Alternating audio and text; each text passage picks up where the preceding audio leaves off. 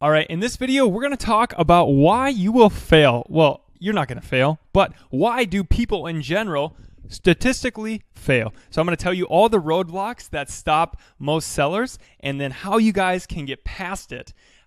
So let's get on to that.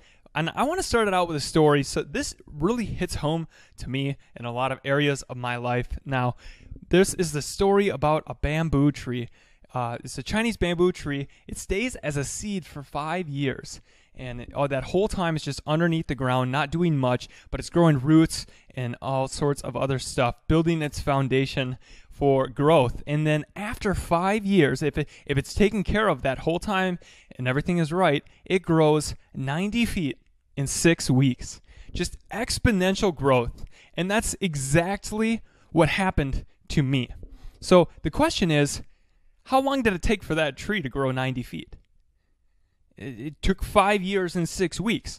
Every single bit of that process is what was required for that tree to grow, okay? And if it didn't, if you don't take care of that tree for those 5 years and take care of it well, it's not going to grow, okay? It does not work. So treat and just have that image in your head that this Amazon business or just any business in e-commerce, it is not an overnight success. It is not linear, okay? It is not you make $10 tomorrow and then 20, okay? It may suck for a while. You may go negative. You may never make it. But you know how you would never make it? If you give up. I don't know of anybody who is like on product number 18 and is just like, God, I can't do it, guys. I keep failing. From what I've heard, I've actually had the most amount of failures of anybody that was a successful seller. From what I heard, I failed my first 7 products, and the product number 8, $6 million in 6 months. So, guys, it is so true. The bamboo tree does it. Happened to me. Come through it, and let me just tell you the numbers now, so you can know which stages of growth that you're going to get stuck up at. So, 70% of people never make it past product research. And what do I mean by that? They never buy a product. They never even take the shot to be successful. I don't know if it's because they think it's not the opportunity for them. Respect. They realize this, they don't have what it takes. Respect, or the money that it takes, because it does take money. Okay, so think of this analogy, the last analogy. 70% of people never bought a product. What does that mean? They never even stood up to the plate. All right? How are you going to hit the ball out of the park if you never even swing? You're never even getting the ball thrown at you. So that's what happens to most people. They get stuck in analysis paralysis or telling themselves a story of why they can't do it. And if you guys get over that hump, you are now into the small 30% of people that actually took action. Now, what happens once you're in that 30%? Once you're in that smaller percent of people that actually did something, there is a large subset, so only 90%, only 10% of those people that took action are still selling after 1 year. And this is a statistic from Marketplace Pulse, I believe, and they're very reputable. So these are a bit skewed because there are hijackers, if you're not aware what that is. So they're fake accounts made by typically people in the Asian area where factories are, and they're selling counterfeit products, and it's a very profitable shady business, but it works. So let's say it's more like 75% of Amazon sellers that actually took action aren't selling 1 year later. Okay, so that means that 25% are, and 25% of 30 is 7.5, I believe. Yep. So 7.5% of people that make an Amazon seller account are still selling 1 year later, and that's pretty good. So if you guys just go ahead, and I want to tell you, so of these people that make an account, take action, and fail, why did they fail? Let's get on to that. Well, the biggest reason that I see, hands down, they're copycats. They didn't do anything new. They just saw this is working for that guy. Like, let's say the silicone wedding ring example earlier. If they look at that, they say, look at all this money they're making. I'm just going to do that. Cool. What color is he selling? Purple or black? Black? Okay. Let's get a black silicone wedding ring. Let's sell it $1 cheaper than him. Throw it up there. Let's just copy his title and his description. Okay, we need to get some pictures. Let's do Fiverr, pay $30 or whatnot. Buy a couple, buy 500 to 1,000, and they throw it up there and nobody buys it. and they think it's a scam, that this business model doesn't work. Well, there's actually a lot of technicals that go behind it. So what basically this leads into one of the other issues, that people don't do their research hard enough, and so they either aren't well educated. The other 2 points, not investing in good photos and not making a great listing, and not knowing what keywords to target. So 50% of all Amazon or all searches on the internet start on the Amazon search bar at the top of Amazon. And what do people do? They type in a word, and then that brings up products, and they click on one of those products, and they either buy it or they don't. That's the way Amazon works. All right, simple as that, and that's pretty much how the whole thing works. So you need to know which words to rank for and how to rank on those words, and each word is a different difficulty.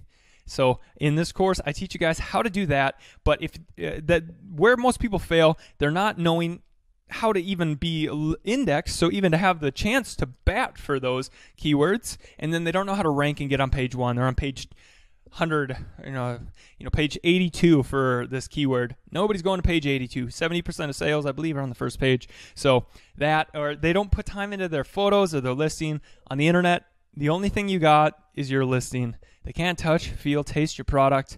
None of that. It's all just those photos and those descriptions and reviews. So you got to put all your effort and time into those when you're getting started out and hustling. So if you do all of those, though, I really don't know anybody who's done all of these, and so who's made a unique product or a good bundle, or found some way to add value to the marketplace and differentiate, and found somewhere where it wasn't too competitive, where they had all the resources necessary to compete with good photos, and had a really amazing listing, and then knew which keywords to target and started to rank and do ads for those.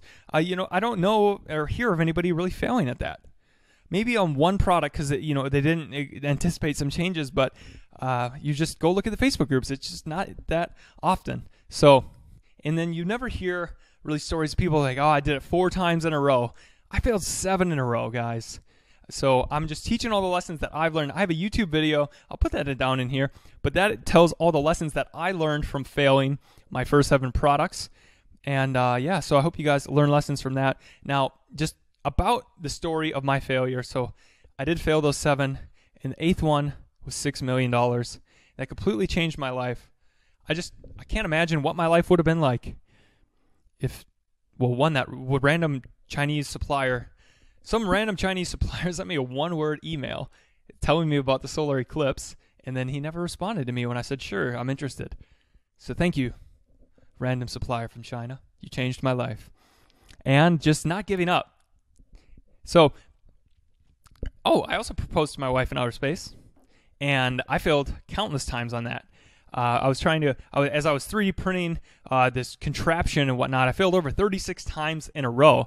And you know what I did? I started a giant log, a big notebook of everything that I thought that could be failing and what I could do to fix it. And then getting feedback from other people, posting in forums. Eventually you figure out the formula to success or anything.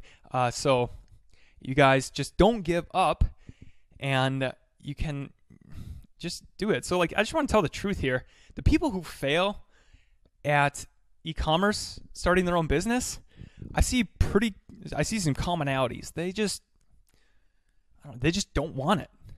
They're on the edge. I don't know if it's for me. I don't know if I could do it. I don't know if it's it's probably doesn't work. There's room. There's 560 million products on Amazon. And guys, there's just the U.S. right now. There's way more than the U.S. There's so many marketplaces. It's dominant in the U.S., but it's going to be dominant worldwide, or some type of e-commerce fulfillment will. This is the biggest revolution ever. There's no barriers to entry. There's no nothing. You can take part in this, at least for the next 5 years. I see nothing stopping this, and there will just be endless opportunities. We were in Bali, and you couldn't even buy really anything on the internet. You had to pay cash on delivery to some delivery driver. It took 5 days. This will all get solved in every country, and you could be offering the best product for every region. Even if you don't think you could somehow compete on the U.S., there's still there's 180 something other countries in the world. It'll happen. So just even that, there's still tons of room on the US. 560 million products. Why can't you find one or two where you could just make the best offering? Okay? Find a hole where it's not too competitive. You have enough money to get in there and just serve even just a tiny part of the niche, okay? And you are the best option for them. And then you start to just becoming the best option for more people. And you find out what keywords they're searching and you get on that page. And when they see it, they're going to buy if you did your work good. So just keep putting in that work and don't give up. And think logically and take action, you guys. It's possible. And I'm seeing it every day.